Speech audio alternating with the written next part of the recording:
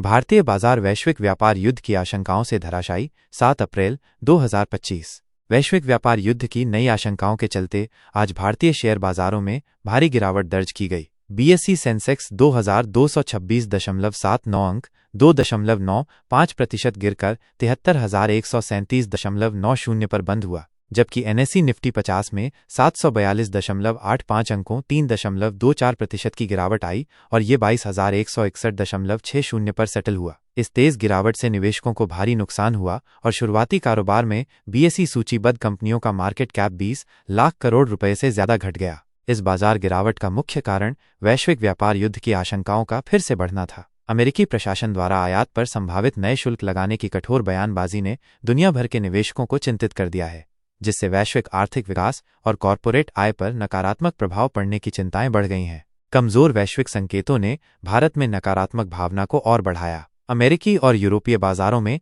रातों रात हुए नुकसान के कारण निवेशकों ने जोखिम से बचने का रुख अपनाया, जिससे भारत जैसे उभरते बाजारों में बिकवाली का दबाव बढ़ गया। खबरों के अनुसार विदेशी संस्थागत निवेशकों एफआईआई ने आज भारतीय इक्विटी बाजार में अपनी बिकवाली की गतिविधि तेज कर दी, जिससे बाजार की गिरावट में महत्वपूर्ण योगदान मिला।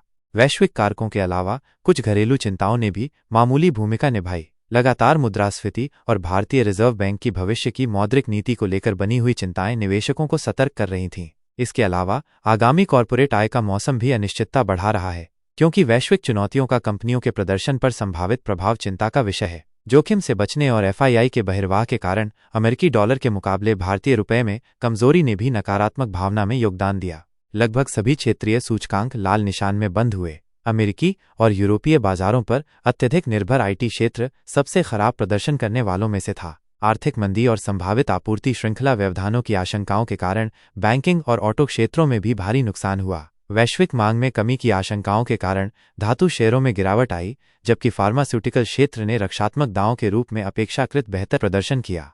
भारतीय बाजार के लिए निकट भविष्य का दृष्टिकोण सतर्क है और वैश्विक व्यापार परिदृश्य में होने वाले बदलावों पर बहुत अधिक निर्भर करता है। निवेशक आगामी कॉरपोरेट आय के मौसम पर भी बारीकी से नजर रखेंगे, ताकि भारतीय कंपनियों पर आर्थिक प्रभाव को बेहतर ढंग से समझा जा सके। इस अस्थिर माहौल में निवेशकों को सावधानी बरतने, अपने पोर्टफोलियो की समीक्षा करने, बुनियादी बातों पर ध्यान केंद्रित करने और व्यवस्थित निवेश दृष्टिकोण अपनाने की सलाह दी जाती है। वर्तमान बाजार की उथल-पुथल वैश्विक आर्थिक और राजनीतिक घटनाओं के प्रति शेयर बाजार की संवेदनशीलता की याद दिलाती है।